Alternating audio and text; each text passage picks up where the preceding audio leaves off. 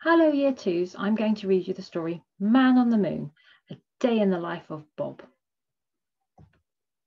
This is Bob. Perhaps you've heard people talk of him. You may know him better as the Man on the Moon.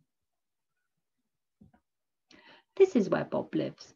Every morning he rises at 6 o'clock. He has a cup of tea and 2 eggs for breakfast before leaving for the rocket launch pad. On the way, he stops to buy a newspaper and some chocolate toffees. He's on his way to work, on the moon. By 8 o'clock, Bob arrives at the launch pad, changes into his special Man on the Moon suit and boards his fantastic rocket ship.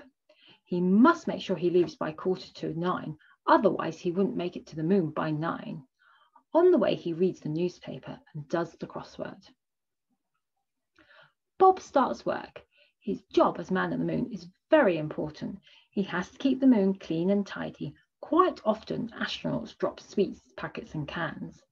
Some people say that aliens are responsible for much of the rubbish, but Bob knows that that's not true.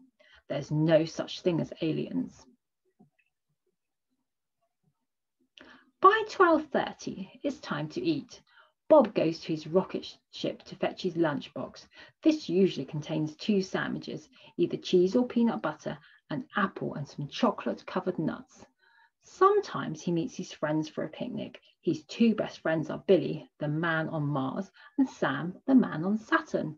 They talk about the stars and tell jokes. After lunch, tourist spaceships start arriving from Earth. It is part of Bob's job to entertain them and give them something to photograph. So he does somersaults, handstands, and especially high moon jumps. Sometimes he performs for as long as 2 hours and is left quite out of puff. Occasionally, the tourist spaceships will land on the moon. When they do, Bob gives them a guided tour and a speech. He tells them lots of facts, such as how many craters the moon has or how long it takes to walk around it on stilts. Sometimes people ask him about aliens, and Bob explains patiently that there aren't any. Afterwards, Bob opens a small souvenir stand selling postcards, pencils, mugs, and small plastic moon models. By 4:30, all visitors must leave the moon.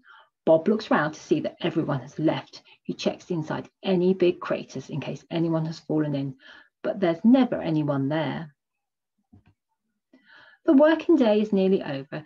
It is time to check everything is in order before leaving for the night.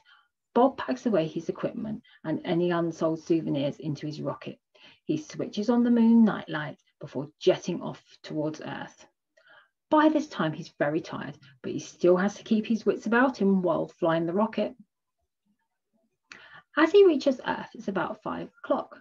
The rush hour is in full swing with everyone leaving work and going home, just like Bob. At home, Bob is just like anyone else. First, he has a long bath. Moon work can make you very grubby, as sometimes the dust can get inside your suit. Then he goes to bed with a mug of cocoa. He sleeps soundly, bathed in moonbeams, very happy to be the Man on the Moon. And aliens? Well, Bob would know if there were any, wouldn't he? Thank you for listening, Year 2. Take care. Bye-bye.